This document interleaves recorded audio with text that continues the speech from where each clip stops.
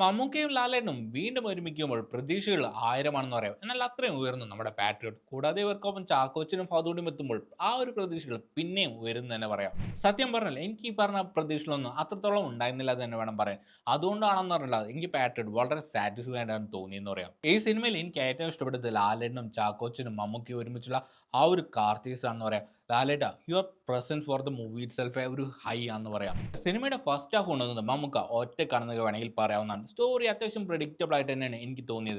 എന്നാലും ഒരു ക്യൂരിയോസിറ്റി നിലനിർത്തി തന്നെയാണ് സിനിമ മുന്നോട്ട് പോകുന്നത്.